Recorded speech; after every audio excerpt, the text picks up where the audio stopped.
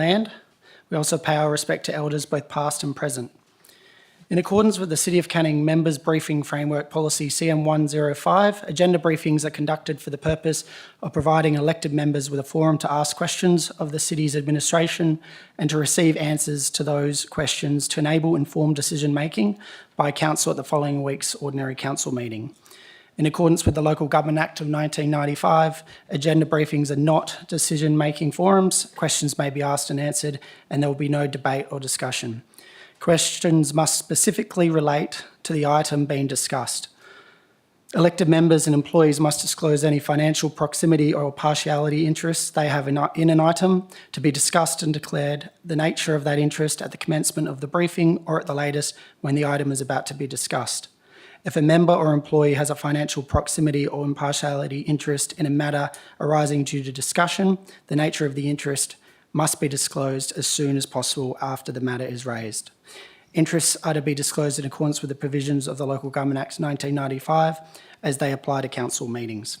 Individuals disclosing an interest other than an impartiality interest must not participate in that part of a briefing relating to their interest and must leave the meeting whilst the item is under discussion. Agenda briefings are public meetings and any information provided to the meeting by attendees may be publicly accessible. May I ask everyone here this evening to make sure your mobile phones are turned off or on silent for the duration of the briefing. If you haven't been here before, cameras have been installed in the chambers which will enable video recording of this meeting to be live streamed via the City's YouTube channel. Attendance, 2.1 apologies. I have apologies from Mayor Patrick Hole and Councillor Jacobs, and the rest of Council seems to be in attendance. 2.2 approve leave of absence, there are none. Disclosures of interest. CEO? Thank you, Deputy Mayor. There are no declarations of financial interests. I've received one declaration of interest affecting impartiality from Councillor Paul Tuchek in relation to item 7.4, late item agenda page 3, EN 00423, award of tender FM 03520, street furniture services and advertising. The nature of the association is that Councillor Tuchek is a sales representative for Thrive Real Estate that use signage at bus stops. Thank you, CEO. Are there any other declarations, councillors? All right, we'll move on to question times for the public. 4.1, response to previous questions taken on notice. Any responses to previous questions taken on notice will be noted in the ordinary council meeting agenda. Questions from the public. The time set aside for public questions is 15 minutes, which may be extended if necessary. A question must relate to items listed on the agenda paper.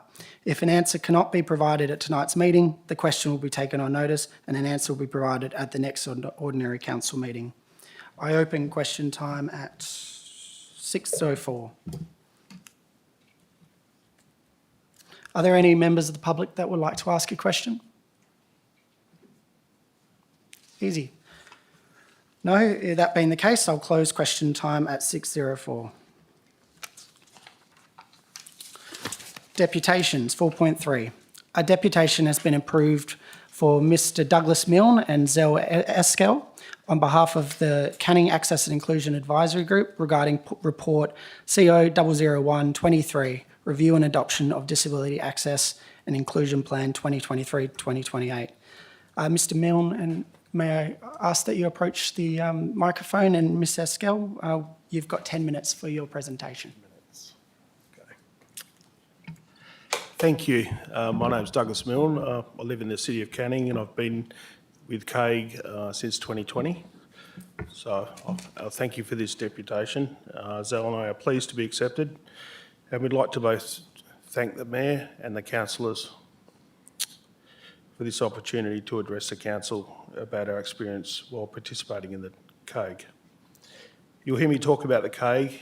That's a Canning Access and Inclusion Advisory Group. Okay. I'll move on. You must, to call on my involvement as a person of altered ability who has been with the group since 2020, I feel very fortunate and grateful for the opportunity to serve and contribute to the CAIG. In particular, it has been illuminating to hear all the distinctive views and opinions of each CAIG member. Hearing their stories helped me expand my own understanding of how each community member's needs differed from another's. There's always been a common ground for which the group persisted together, sometimes discussing in detail the reasoning behind their view. This on occasions caused some of our meetings to stretch beyond our allocated time, but we're all happy to contribute by listening to each other. This built an appreciation of the city's commitment to its residents. During my period in the group, I was fortunate to have worked with numerous community providers who shared their vast experience and knowledge on access and inclusion, which highlighted the important role they perform in supporting residents within our community. Their contribution was humbling, as we all seem to agree on the way forward. Realising the role that the city performs in educating the greater community on all matters, the draft ape exemplifies the ethos to lead by example, as it seeks to remove barriers and fosters a culture of tolerance, acceptance, which I'm proud to be a part of today. The CAIG has always been a diverse group consisting of many different cultural backgrounds and exceptional community volunteers who valuably contributed their time and expertise to all matters put forward, which would have never been possible without the dedication of all the COC staff, whom hosted, presented, informed and captured our data through engaging workshops, including our education on universal design, which is my favourite. We were all informed on the progress through the agenda for the development of each policy, draft date, including other city community projects, during our meetings, which were held quarterly. I would also like to recognise the current draft date, which includes input from many other community providers who have also contributed to the final draft date, and for that I'm grateful. To conclude, I would like to acknowledge all the amazing City of Canning staff that I've had the honour of working with. They have all made us feel welcome and included in the decision making, even when we disagreed on some matters. There was always an explanation offered to further our understanding of the function and purpose for the subject matter in question. I would also like to give a special thanks to Lisa Miller for all that Lisa done to make us feel welcome and for all the information that Lisa provides in supporting the greater community.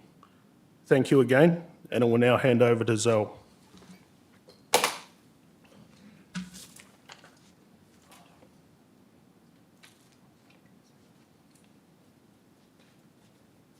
The edge of the Do I and want the to, microphone. That's going to be. can it hold itself? Yeah, it does. Yeah. Good evening, the Honourable Deputy Mayor and Councillors of the City of Canning. I'm Zell Ishgel, and I've also been with the CAIG since 2020. This evening, I'd like to discuss the benefits of the DAPE, that's the Disability Access and Inclusion Plan, for people with disability, as well as its possible benefits to you. I'll start with the benefits to people with disability from a human rights perspective. I was asked once by a CEO of a well-known charity organisation why people with disability should be included as a priority group when there are already so many priority groups: the homeless, refugees, people from culturally and linguistically diverse backgrounds, and so on. My answer then was, and still is, why not? People with disability also have human rights. And you might be thinking, Zell, that's why we're here, isn't it?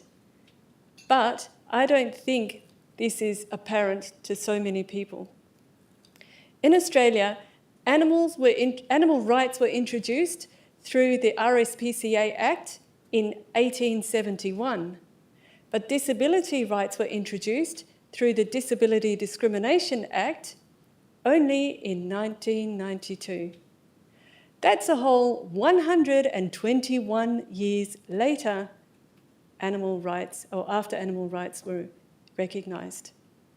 And I believe that neither the Disability Discrimination Act nor the Disability Services Act of the state and federal governments really made a huge impact on our human rights. In saying this, or I say this because my friends and I didn't actually know anything about anything like a DAPE until after 2008. In 2008, Australia ratified the United Nations Convention on the Rights of Persons with Disability, and our human rights have since been protected through international law. Now, from now on, I'm going to refer to the United Nations Convention on the Rights of People with Disability as the CRPD, and I'm sure you'll know why. The ratification of the CRPD means that Australia must report to the United Nations Convention or CRPD Committee every 5 years on the progress of disability rights and inclusion in Australia. Hence, the federal and state governments use the DAPE as an indicator of the advancement of disability rights and inclusion in Australia. Now, DAPEs are reviewed publicly, and so many people know about them, and especially people with disability. And we use DAPEs as a tool to uphold our human rights. For residents with disability like myself, the City of Canning's regular review of the DAPE and implementation of the strategies therein demonstrates the city's recognition of and commitment to our human rights, meaning human rights of people with disability. So how might the DAPE benefit you? You would have read the draft DAPE for the City of Canning. And you may have noticed that the outcomes stipulated that people with disability have, and I quote, the same opportunity as others, and I quote, in the city's services and events, access to information, employment, etc. But often, people with disability need additional support in order to have the same opportunities as others. Hence, you might feel that strategies to make the city more inclusive and accessible, such as making the city's website more accessible and usable to all, may be too costly, and you might be questioning the value of it. When such issues arise, I'd like you to ask yourself, who's going to benefit from the initiatives to make the City of Canning more accessible and inclusive? Yes, it will definitely benefit existing people with disability like myself. That's pretty obvious. But what about people who acquire a disability in the future? Disability can be accessed by anyone at any time. Even I can acquire another disability. Disability is always happening. It is acquired by accidents, be they at home, at work, or during a sporting or leisure activity. It can be hidden in our genetics and show up at any stage of our lives. Some people are born with a disability due to genetic or environmental factors. And many people acquire a disability simply by living longer. So you or someone dear to you may acquire a disability someday. In saying this, my intention is not to make you feel afraid, but to get you to understand that the decisions you make around disability may have profound impacts on many people, maybe even you someday. Of course, as a person with disability, I think that having a DAPE is extremely beneficial in many ways, although I only had time to talk about the human rights perspective, but I am biased. But in addressing the benefits of the DAPE for you, I'd like to leave you with the following question. If you found yourself, or it's a hypothetical question, if you found yourself with limited abilities, would you be the person wishing you had made positive changes when you had the opportunity to do so? Or would you prefer to be like George Bush Sr., who, well after his retirement, said, "I fought for disability rights and now I'm benefiting from them"? Thank you.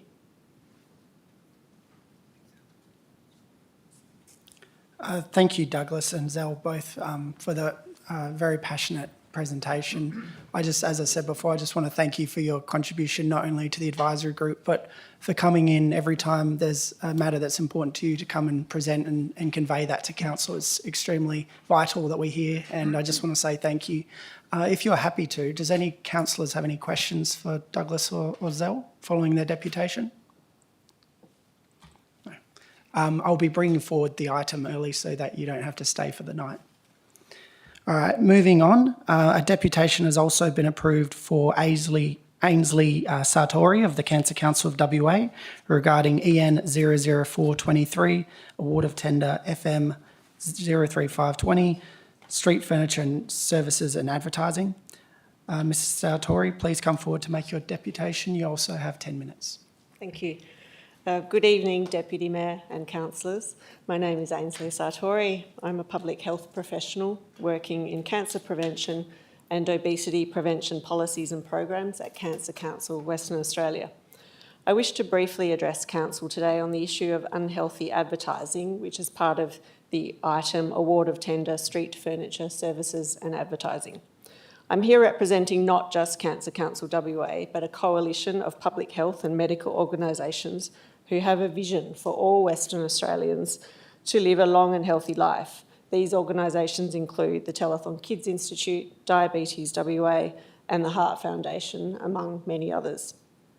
Cancer Council WA's vision is for a cancer-free future for all Western Australians, and over the last 60 years we've strived to achieve this vision through cancer research, advocacy, education and support. I'm aware that this item was discussed at a previous council meeting on the 21st of February, where the matter was referred to the next council meeting, and in that time there's been a strategic issues briefing on this matter. As a coalition of public health and medical organisations, we have also written to the Mayor, the CEO and each City of Canning councillor to offer our support in the awarding of a tender that would restrict the advertising of junk food, alcohol and e-cigarette retailers on City of Canning street furniture, including your bus stops, street benches and street litter bins. This deputation is to reiterate the sentiment of the letter and to appeal to the councillors of the City of Canning to create a healthy environment for children where they're protected from advertising of these unhealthy products. You might be asking what's wrong with advertising these products. Well, over a third of Australia's burden of disease, that is years of healthy life lost due to injury, disease or early death, could be prevented by reducing or avoiding exposure to modifiable risk factors, including tobacco use, overweight and obesity, and alcohol use. Alcohol-related harms are high in WA and include injury, violence, and chronic diseases such as cancer, stroke, and mental health issues. Exposure to alcohol marketing is a cause of drinking among young people. Research demonstrates that exposing children and people to alcohol product marketing increases the likelihood that they will start drinking earlier and drink at risky levels. Unhealthy diets, overweight and obesity are the greatest risk factors for death and disease in Australia. Over 2/3 of adults are above a healthy weight. 1 in 4 Western Australian children are overweight or obese and face increased lifetime risk of disease and early death. The marketing of unhealthy food and drink influences children's brand awareness and preferences and consequent purchases and consumption. The news cycle lately has been focused on e-cigarettes and vaping, and there's good reason for this. The use of e-cigarettes is increasing and is most common among young people. The identified risks of e-cigarettes include addiction, intentional and unintentional poisoning, acute nicotine toxicity, including seizures, burns and injuries, and lung injury. Non-smokers who use e-cigarettes are 3 times as likely to go on to smoke combustible tobacco cigarettes as non-users, known as the gateway effect. Tobacco and e-cigarette advertising is largely prohibited. However, there is evidence that any sort of e-cigarette advertising likely increases young people's intent to initiate e-cigarette use. So how much unhealthy advertising is there on local government assets? Ads on transport routes are a popular form of outdoor promotion, including for alcohol and unhealthy food and drinks. Ads on transport routes cannot be switched off, avoided or ignored, and are often displayed on publicly owned assets. An audit of alcohol advertising on bus shelters in the City of Canning in 2018-19 found that around 1 in 12 bus shelter ads were for alcohol products. 30% of junk food advertising children see is in public spaces. Audits of all bus stops in 2 local government areas during 2021 over a 1-month period demonstrated that 50% were for junk food and 41% were for alcohol. Research conducted by the Telethon Kids Institute found 87% of food ads on bus shelters within 500 metres of schools were for unhealthy food and alcohol. We know that junk food advertising is more prevalent in lower socioeconomic areas. In Perth, food ads within 250 metres of schools were more frequent and more likely to be for unhealthy food and alcohol products in disadvantaged areas.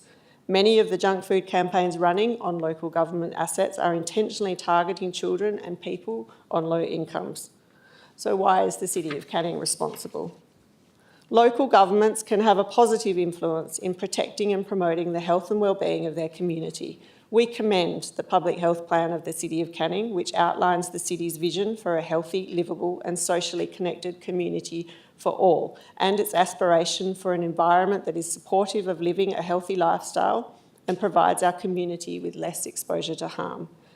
An award of tender to advertise on City of Canning community street furniture is an opportunity to create streets that further enhance health and support the vision for good health we all have for our community, rather than allowing these industries to target children by promoting junk food, alcohol and e-cigarette and vaping products and services on council property. There are currently no independent regulatory controls that protect children from junk food and alcohol advertising in Australia. The Outdoor Media Association's National Health and Wellbeing Policy pledges to restrict the advertising of less healthy food and drink and alcohol products from being displayed within a 150-metre sightline of a primary or secondary school. However, this policy doesn't work. Self-regulatory measures, including the OMA's policy, have no monitoring processes, no consequences for non-compliance, and are consistently found to be ineffective at reducing children's exposure to unhealthy advertising. We can do better. Outdoor advertising contracts are long, sometimes up to 20 years.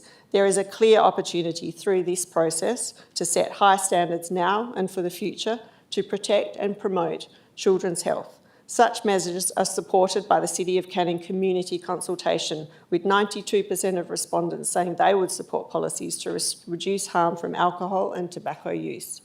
Additionally, Cancer Council WA data shows 77% of the WA community support removing alcohol advertising from government assets and 71% support removing junk food and sugary drink ads. The City of Canning is not alone and not the first to consider action in this area. Transport for London have successfully implemented a policy to restrict junk food marketing, which has not reduced advertising revenue and has resulted in a decrease in predicted purchases of unhealthy food and was modelled to produce significant cost savings to the National Health Service. Other local governments in WA are striving for smoke-free town centres and reducing exposure to unhealthy marketing, including alcohol, unhealthy food and drink, smoking and gambling. Cancer Council WA's Local Government's Public Health and Cancer Prevention Guide outlines actions local governments can take to address cancer risk factors. It specifically encourages the restriction of unhealthy food and drink, including alcohol, advertising on local government-owned assets as a key action area to address these risk factors. Cancer Council WA also delivers key state public health and education campaigns: Live Lighter, Alcohol Think Again, Make Smoking History, Sun Smart, Drug Aware and Think Mental Health that can be promoted at local community level to encourage the community to live healthier lifestyles. We encourage the City to consider investigating opportunities to extend the health campaigns to replace unhealthy messages. The WA Government has recognised the importance of addressing alcohol advertising already, where children and young people will be exposed. Alcohol ads have already been removed from train stations and Transperth buses and trains. The state government has created momentum for local governments to take action on alcohol advertising. The WA State Government are also investigating a pre-election commitment to remove unhealthy food and drink advertising from state government assets, in line with the recommendation 2A in the Sustainable Health Review. This is an opportunity for the City of Canning to have an impact where children living and visiting the city are protected from junk food, sugary drinks, alcohol and e-cigarette advertising on community infrastructure. Only by addressing the extent to which children are exposed to this advertising can we reduce the impact of these products on children's health. The public health and medical organisations I represent are ready to stand behind the city and support its efforts to create healthy communities. Thank you for your time. Thank you, Mr Sartori, for your presentation. Does any councillors have any questions, if you're willing, regarding your deputation? Thank you very much. I will also be bringing that item forward. Items brought forward for the convenience of those in the public gallery. As I mentioned, I'll be bringing forward both EN 00423, awarding of tender, street furniture services and advertising, as well as the C001 23, the review of the adoption of the Disability Access and Inclusion Plan. I'll be bringing the review first and then the awarding of the tender. Moving to item 6, reports of committee meetings. Reports of the Audit and Risk Committee and CEO Performance Review Committee will be presented in the ordinary council meeting agenda for the 21st of March 2023. Reports. We'll move to the review and adoption of Disability Access and Inclusion Plan 2023 to 2028, which we'll see on the screen. Councillors, do I have any questions? No, there are none. All right, moving on. Thank you very much for coming this evening. We'll move on to EN 0023. 004, thank you, CEO. 23, the awarding of the tender.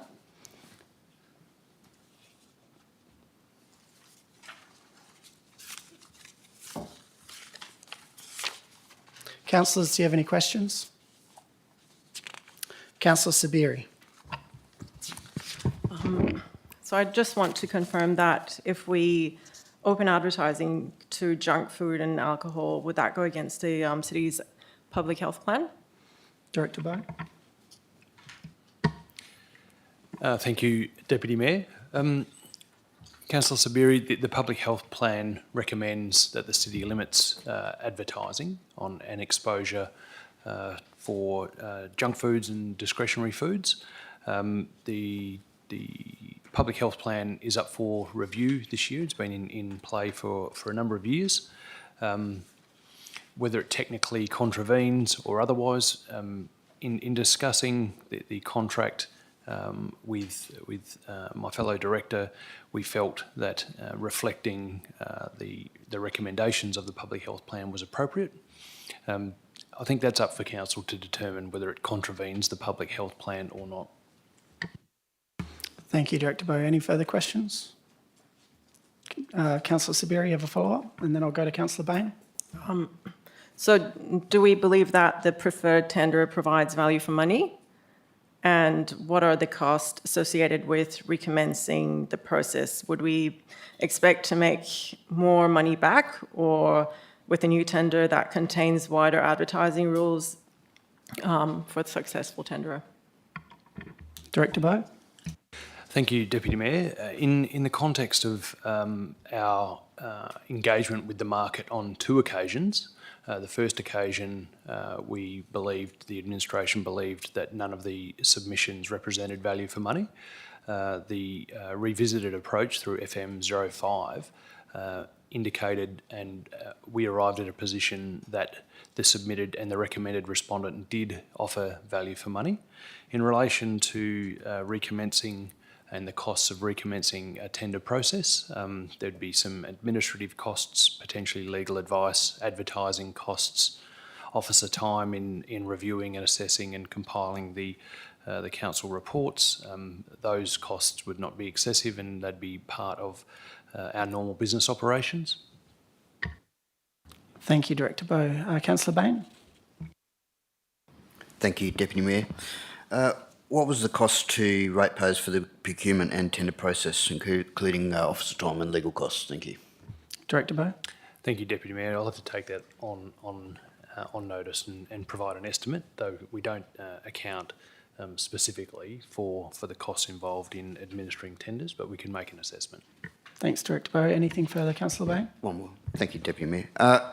Just to be clear and for the public record, McDonald's, Hungry Jack's, KFC, they will be, under the proposed tender, allowed to advertise on street furniture, only directional, with no photos of any food products. Is that correct? Just directions? Director Bowe? I believe that's the interpretation of the contract as it stands, Deputy Mayor, yes. Thank you. Any further questions? Councillor Spencer-Teo? If we were to accept the tender based on the existing conditions, would we also be revisiting our food truck events that promote unhealthy food consumption and the consumption of alcohol as well? Director Bowe?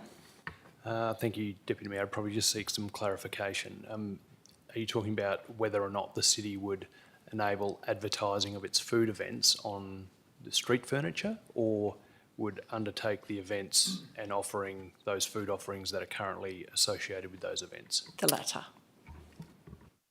I'm not in a position to answer that.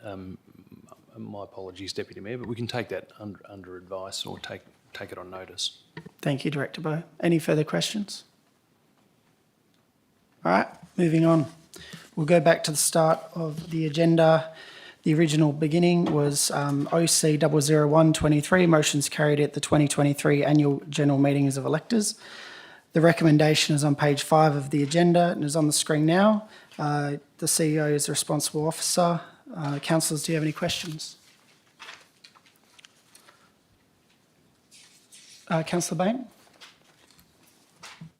A few questions, if I may, Deputy Mayor. Fire away.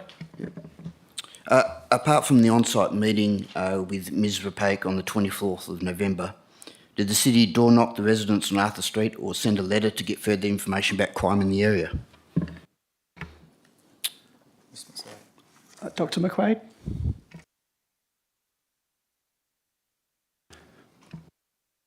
Did you want him to repeat the question? Sorry. Councillor Bain, do you mind repeating the question? Yeah, no problem. Apart from the on-site meeting with Ms Rapaik on the 24th of November, did the city door knock the residents on Arthur Street or send a letter to get further information about their problems and issues and crime in the area? Dr McQuaid? No, we did not, Councillor Bain. CEO Bain? That's it. Councillor Bain? No worries. One of the conditions for installing the CCTV camera was because a fence had been kicked in as part of some antisocial behaviour. The CCTV trailer was then installed, and then only a few hours after it was taken away, the fence was kicked in again. Has the fence been fixed again? Dr McQuaid? Not to our knowledge, no, but I won't seek clarification and come back to you out of session, Councillor Bain. Councillor Bain? Can the city please provide at the OCM the full quotation for the installation of a CCTV camera? Dr McQuaid? Yes, we can. Why was only one quote sought? Dr McQuaid? One quote was sought primarily due to the time constraints, and one quote provides us with a basis on which we would anticipate that the costs are going to be within an approximate value of, give or minus probably 10% either way, but it provides a basis to council of the types of costs you would be considering, given that there's no already existing enabling infrastructure, so we would be having to install everything from scratch. Thank you, Dr McQuaid. Any further questions, Councillor Brown? One more, thank you, Deputy Mayor. Yeah, far away. Cannington is the third worst suburb for crime. Such is the experience of the residents in Arthur Street with crime and antisocial behaviour. They came to us for help. Does the city firmly believe that their request for a camera is not justified, as put forward in paragraph 11? Dr McQuaid. Through you, Deputy Mayor. Yes, the city does believe, as per paragraph 11, that installation of a fixed CCTV is not the best way forward to manage the situation. As outlined in the report, there has only been one instance actually reported to the police. So as incidents of crime, we always encourage our community to refer matters through to the police. On the occasions that has been reported to us, we have actioned it accordingly. And as per the report, we do believe that this can be better managed via increased patrols, mobile deployment. There is already an existing CCTV camera on the Transperth portion of land, and clearly that's not making the difference, so we're not sure that another fixed camera would make the difference that's been sought here. Thank you, Dr McQuaid. The CEO just wants to contribute to the answer. Yeah, thank you. Certainly, Dr McQuaid covered it very well at the end. I think what the city is saying is that a fixed CCTV camera in this location won't be the most effective countermeasure. There are many other elements to try and address security and safety that we think will be far better identified and rolled out in not only in Arthur Street, but we're also acknowledging that these problems exist throughout our community. So establishing fixed CCTV is not necessarily the best answer to resolving those issues going forward. Councillor Bain. Just in addition to the CEO's comments, would it not have been a good idea to have gone and door knocked and chatted to the residents before coming forward with this report? CEO, did you want to answer that one? Yeah, look, from my point of view, I think absolutely we should continue to engage with our community. Happy to do that in Arthur Street or anywhere else in the city. The issues around dealing with antisocial behaviour, again, are certainly broader in our community, and some of the things that we've been talking about, engaging with our community and with the local police, are all countermeasures or all options that we'll be looking to explore going forward. I appreciate you're disappointed that we haven't spoken directly to the Arthur Street community or residents, but as you know, this is a broader issue. And I think we've got Dr McQuaid. Dr McQuaid. Just for awareness, whilst we haven't door knocked the full street, we have spoken in prior to this instance with other residents in Arthur Street, and the feedback has been that the deployment of the mobile CCTV cameras have been very well received by the community in that area. Any further questions from any other councillors? I just have a question to Director Bowe with respect to point 1 of the officer recommendation following Mr Musker's motion about planting trees on Tribute Street and Monota Avenue. Whilst I appreciate and delighted that staff have supported it, Mr Musker's, I guess, his intent, as he discussed to me after, was the fact that council wrote to many of the residents years ago, basically saying that underground power is an opportunity to improve the amenity in Shelley by planting trees. I'm just wondering why the city isn't planting more trees across Shelley, or whether there's opportunities to write to residents who might want a tree in that area following the underground power several years ago to plant more trees in Shelley and not in the middle of the 2020s. Thank you, Deputy Mayor. Certainly, resource constraints and our budget would limit the amount of trees that we can purchase and plant and maintain. Our focus through our urban forest strategy has been on areas that have a significantly, or the least amount of canopy coverage, and those suburbs are Cannington and East Cannington. So our priority in the short term and in recent times has been for those suburbs. But I take your point about capitalising on the removal of the overhead power infrastructure, and that's something we can look towards as part of our urban forest strategy review and potentially leveraging some of the urban forest funding for that. Thank you, Director Bowe. All right, if there's no further questions, we'll move on to the next item. OC 002 2023 local government ordinary elections. The recommendation on page 10 of the agenda and is on screen now. Any questions, councillors? All right, moving on. 7.2, the responsible officer is Miss Lorraine Driscoll. Item CC 00523, proposed acquisition and sale of right-of-way, lot 66, Boulder Street, West Bentley. The recommendation is on page 18 of the agenda, is on screen now.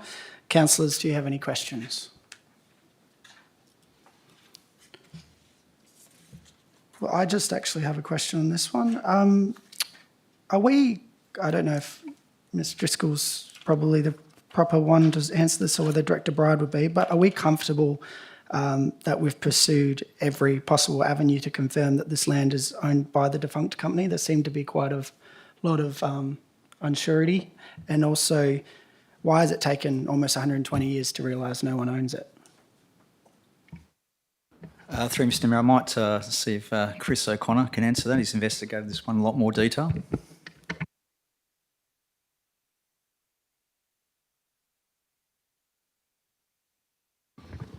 Good evening, councillors. Thank you, Deputy Mayor.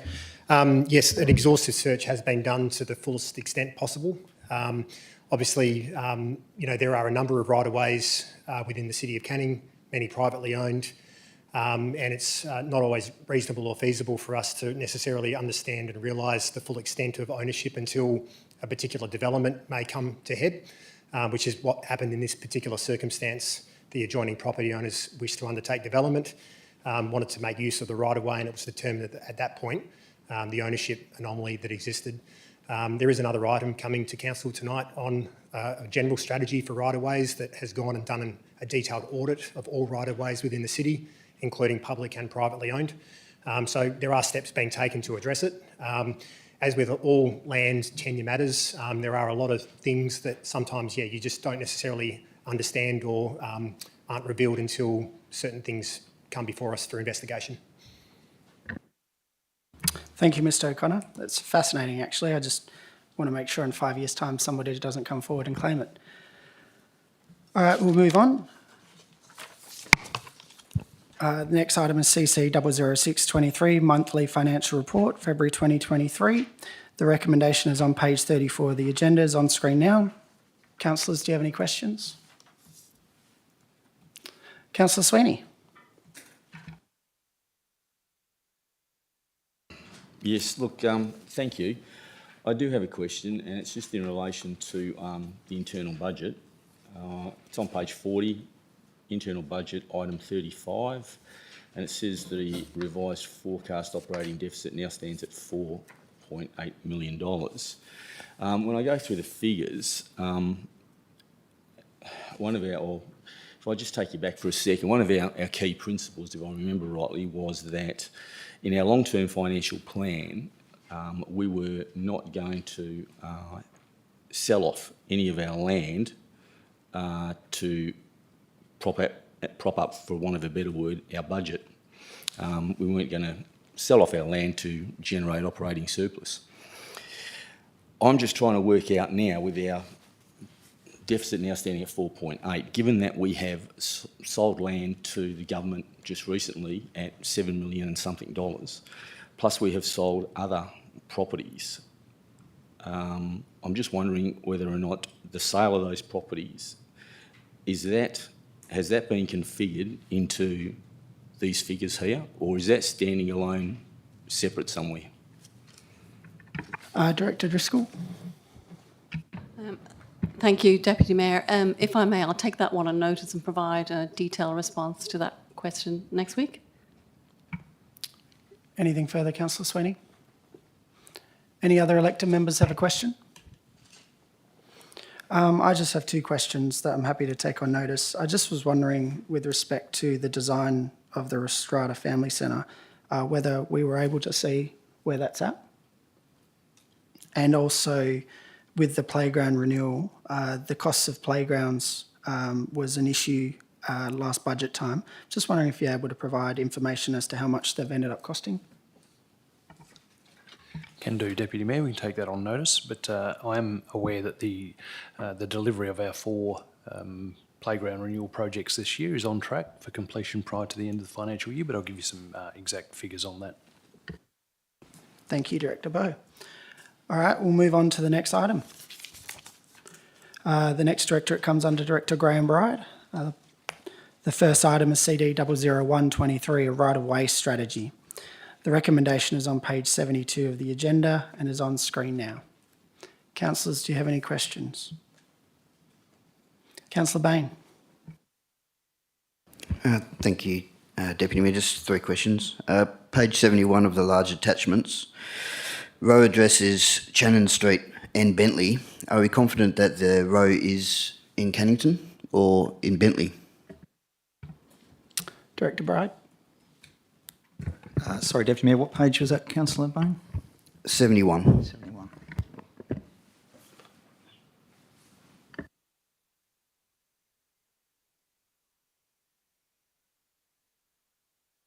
I think by the time I get to it, we can certainly take that on notice. Obviously, if there's the suburb has been incorrectly allocated, we'll get that fixed.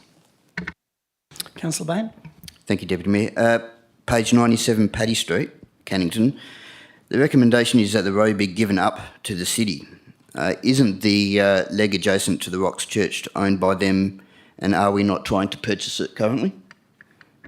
Director Bride.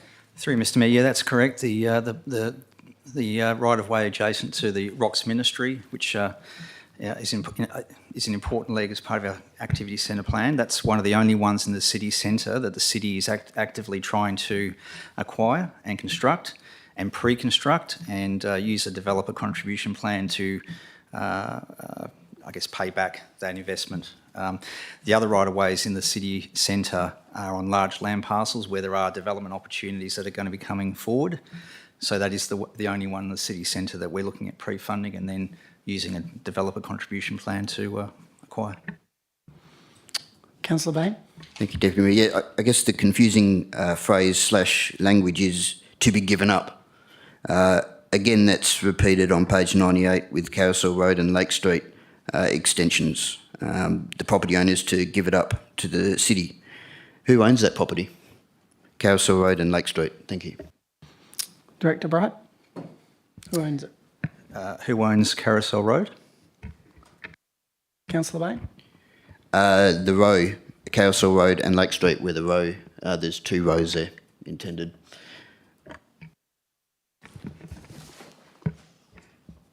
Oh, yeah. Yep, through Deputy Mayor. Yeah, that's private land. So as part of a future developmental subdivision, it would be expected that the landowner would give that up as part of the developmental subdivision of the land. Any further questions? I just have a question to the CEO. You previously mentioned with respect to this issue that councils often don't get 100% of their, that they invest through developer contribution plans. Are you just able to outline why that is?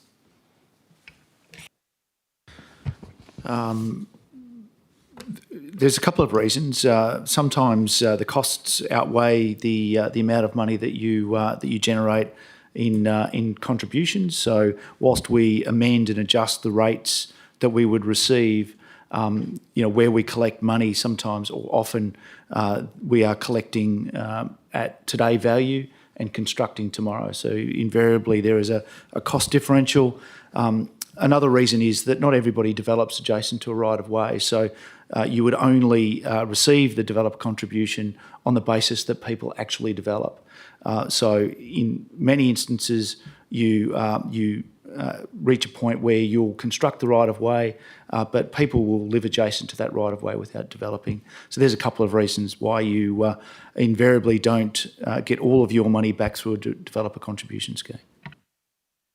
And just following up on that, given the number of infrastructure backlogs that the city has, is investing into upgrading these right-of-ways actually a priority, especially when we have to wait so long for the returns and we might not even get it all back?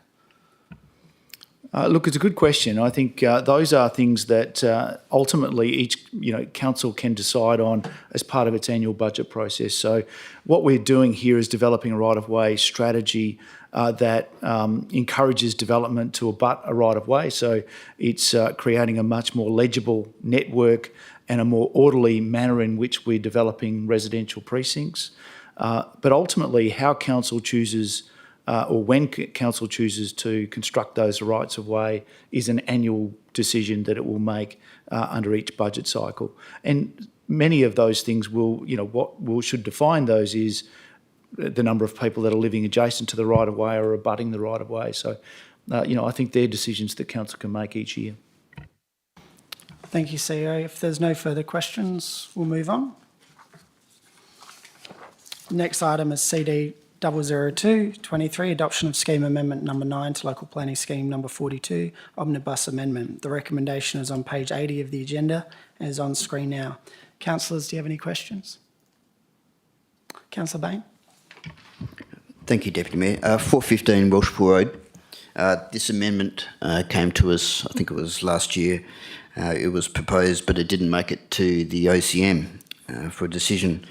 The southeastern section of that proposed amendment covers a stand of native trees, and it's obviously proposed to be classified as road reserve. Can we not classify the section that covers the trees as environmental conservation? Conservation. Thanks, Councillor Bain. Yeah. Director Bright. Yeah, through you, Deputy Mayor. Yeah, we did take out that particular one, the Welshpool Road. That map was removed from the scheme amendment, and also the resolution page has excluded that one because we talked about we don't know the full details of the plans for the widening of that section of road at this stage, so it would be premature to proceed with a zoning fix-up until we know the exact dimensions of what the road widening works will be. So we have taken that map out. I know there's a reference in the background to that particular road, but that's in the background context. It's not part of the scheme amendment resolution itself, so there's no scheme map looking at changing the designation of that road. Thank you, Director Bright. Anything further, Councillor Bain? Anyone else? No, moving on. Move on to CD 003-23, feasibility study of a multi-level car park, Canning City Centre. The recommendation is on page 94 of the agenda, is on screen now. Councillors, do you have any questions? Councillor Sweeney? Yes, thank you. Yeah, just when I was looking at this, I know in the Mayor's original NOM, the wording of that was to prepare a feasibility study for a multi-purpose, or the viability for a multi-purpose car park in Cannington in the city centre precinct. And now it seems to have gone to paid parking. So I'm just wondering how we've jumped to that. It doesn't make a lot of sense to me. I thought we were just looking at a multi-storey car park feasibility study, but now we're looking at another feasibility study which is possibly going to cause the ratepayers some concern because they're going to have to pay for that. And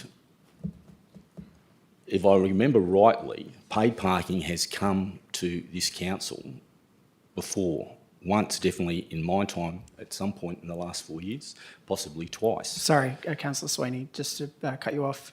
I gave you leeway on the last one because you needed to provide more, but it's question time, not speech time. I'm providing a bit of context just around my question. If you'd like to give me just maybe one more minute, I'll be able to answer, to provide this question, but it needs context. But your first question was where this has come from in terms of the paid parking feasibility study? Well, I have, but this is part of the question. This will be part of the answer anyway. Well, you can answer that question. Director you can Bright? answer that one. Yeah, thank you, Deputy Mayor. The reason that there's a reference to paid parking in the report done by Urbis was that they identified that without having on-street paid parking, a multi-decked car parking facility wouldn't work financially, because you can appreciate that people will continue to park on the street and avoid entering into a paid facility. So in order to, increase the viability of a multi-deck car park, you would have to first look at on-street paid parking. Councillor Sweeney, further question? Yeah, so I guess it gets back to when paid parking came back before council, when it was a nom a couple of years ago at some point, and it got defeated. And I'm just wondering whether or not we can actually even do this if it's already been defeated, and we're now asking for a feasibility study to be done with the intentions of probably for it to come back before council again. I would have thought before we went down that path, we would have to revoke the original decision. I don't think there's actually a motion of council that says not to do paid parking, but I'll ask Director Bride to respond to that. Yeah, through Mr Mayor, I'm not aware of a particular council resolution that said that council will never look at paid parking. There may have been, from memory, some discussions around paid parking around the creek or the foreshore area. Yeah, but certainly if you look at part 2 of the officer recommendation, we're not advocating for the introduction of paid parking. We're just proposing to come back to council to look at some parking measures across the city centre.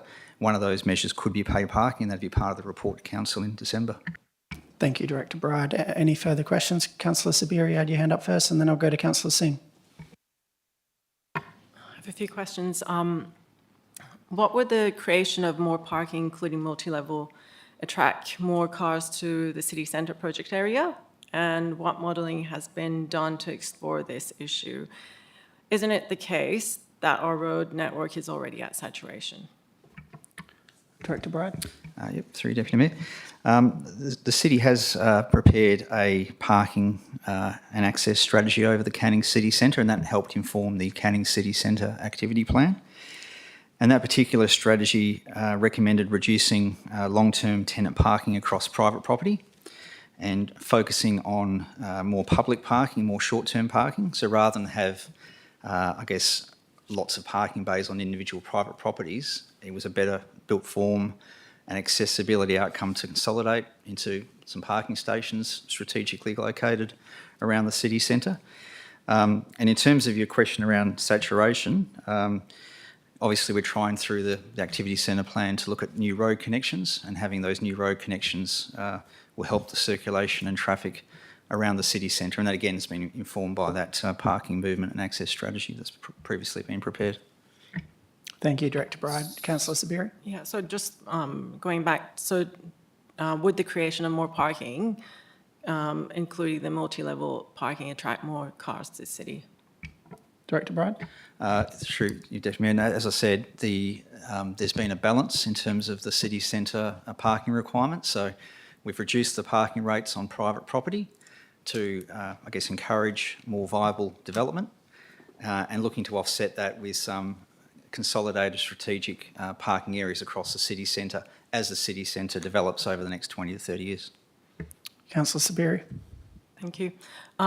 Based on modelling, what will be the daily 9 hours parking cost on the 3 different ownership options mentioned paragraph 13B?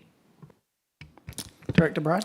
Yep, so the feasibility study focused on a council-owned and run facility. There were 3 options around that could be explored in a further, more detailed analysis, but the cost per hour that was modelled for the council-owned facility was $1 per hour. That was a conservative figure that was identified. Anything further, Councillor Sabiri? So, but there were 3 different models on that paragraph. So just mentioned the $1 an hour. Director Bride. Yeah, so there are 3 different models, but the feasibility study focused on a council-owned and run facility. It didn't go into any detail on the financial modelling across those other options. That's more if council wanted to go down a further, more detailed feasibility study. So the focus was on council running its own facility on its own land. Last question. Yep. So, so again, that paragraph talks about models such as private ownership and car parking managed by the city. So private public ownership, we've seen in Perth facilities like QE2 Medical Centre reach a daily of $25 or more for 6 hours of parking. So this could be the possibility of what would happen if we went down that path. Is that correct? Director Bright? As I said again, it's too early at this stage. If council was to consider a more detailed feasibility study with that particular aspect being considered, those models in terms of how much charge per hour and what the private operator charges would be something that would be looked at that stage. This is only very preliminary, early feasibility based on a council-run model. Councillor Singh? Thank you, Deputy Mayor. My question to Director Bride. Is there a clear community need or any evidence which shows that the current parking measures are not working? There's a request to investigate the changes. I'm trying to understand why. Is there a community need for that? Director Bright? Through you, Deputy Mayor, I believe there is. Basically, since the revitalisation or the upgrade of the Westfield Carousel extension, that has driven a higher demand for parking, especially on-street parking. And there is a number of streets around the city centre that have little or no time restrictions on them. So we are getting parking throughout a number of City of Canning streets that is not encouraging the turnover of bays for businesses and other and availability of parking. So you're getting long-term parkers, whether they're staff of Westfield Carousel, parking in side streets because there is no time parking regime throughout the city centre.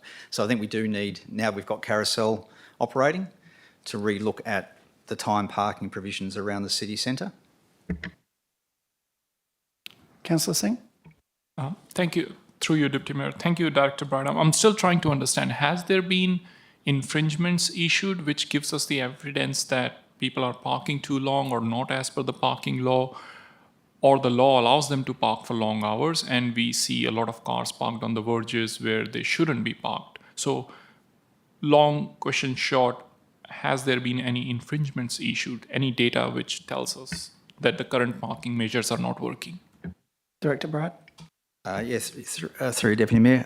Certainly you can see, and our officers have seen on site, the overflow of unregulated parking, so they're not getting infringements because they can park there in many streets all day.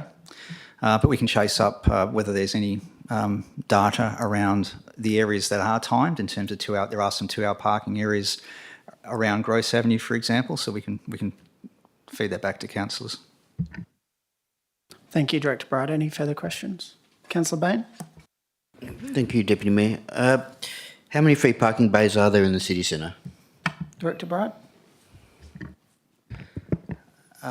We'd have to take that on notice. I believe Troy Bosich talked about, I think it'd be around about 150 free parking bays throughout the street. Councillor Bain? Thank you, Deputy Mayor. Could the city please provide a map showing the location of those free parking bays? Director Bright, is that possible? I'll check in with one of Warren's managers and see if I can come back with a map. Yep. Councillor Bain? I know it's Urbis's recommendation, but does the city believe that effectively putting paid parking or parking meters on 150 bays is absolutely necessary for the feasibility of the proposed multi-storey car park? Director Bright? Well, that's their professional opinion, that they believe that if you have free parking available on the street, a number of streets around the city centre, that the viability of that particular facility would be reduced quite markedly.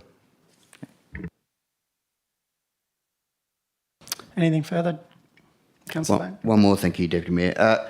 Would it be the city's preference to ring-fence any income from a future paid parking facility, put that into a reserve quarantine for upkeep of the car park? Director Bright? Through Mr Mayor, I'd suggest that would be a reasonable outcome. I know the City of Joondalup reinvested their parking income back into a parking reserve, which then they utilised to build better facilities, including the multi-storey car park.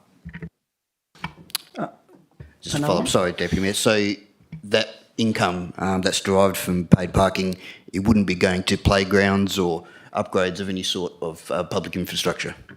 I think that would be a decision of a future council, but do you have anything to add, Director Bride? No, I think you're right. I think it would have to be considered by council as to where the revenue goes from those activities. CEO? Yeah, look, thank you, Deputy Mayor. I was just going to say, all of those things would be part of a business case. I think the recommendation in front of council is that if this is something that it sees some value in, the timing of when or how we might apply parking controls and when it would be viable to invest what is a substantial amount of money in a multi-level car park. They're all things that would come through a business case development, and ultimately how much revenue derive and where you would put that revenue or expend that revenue would be all things considered in a business case. Thank you, CEO. I've just got a couple of questions for Director Bride. Following on from some of the previous questions, the parking access and movement strategy, I think that was about 2015, 2016, outlined the desire to look at changes to parking management measures for on-street parking across the city centre. Why has that never been investigated to date? It doesn't actually relate to this item. I'm just wondering why it's come through this item. Yeah, thank you, Mr Deputy Mayor. My understanding was, given around that time that Carousel was planned, the expansion of Carousel, and we're seeing that let's wait and see what the effects and impacts of that development are first, and then reconsider. And I think that's where we are at the juncture at the moment. And just second, again, following on from previous questioning, the city centre activity plan has been designed, I would characterise it by very idealistically in terms of people walking and cycling. Obviously, that's benefited us in terms of getting infrastructure funding. But I just wanted to know what happens if the private market doesn't actually produce multi-storey car parks as been imagined as part of the activity plan. Yeah, it's a good question. In terms of the activity centre plan looks at where the best locations are. It doesn't have to be on those particular sites, but certainly, it'd be up to the market to look at other multi-storey car parks into the future if the city didn't take the opportunity. There was never an intention that the city would be the first mover or actually run and do a car park itself. But there is opportunities throughout the city centre to incorporate extra parking to help balance the parking demand over the 20, 30-year horizon. So there's opportunities there for private developers to take on additional parking facilities.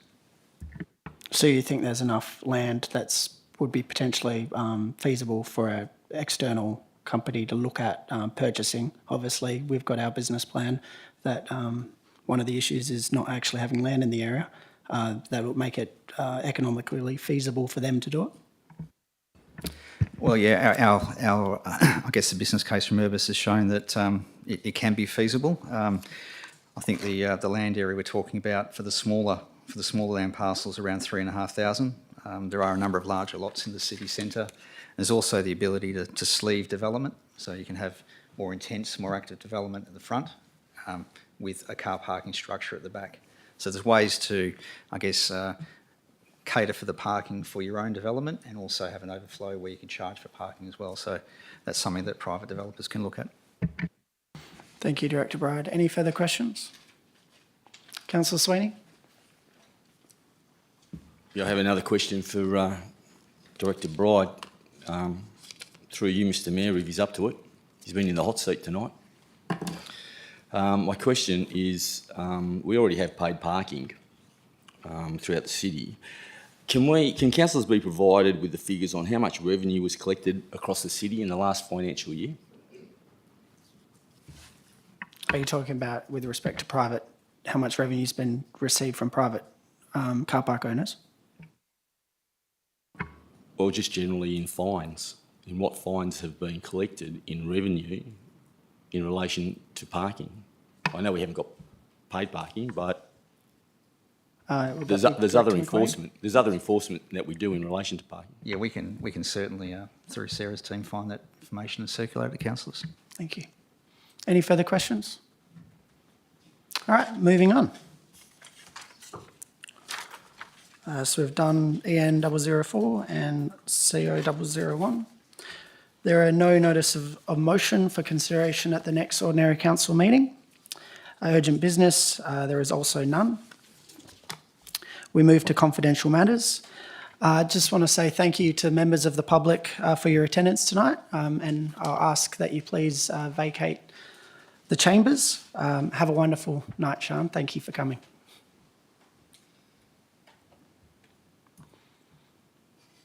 In governance, can you please close the doors and confirm that live streaming of the meeting has been discontinued?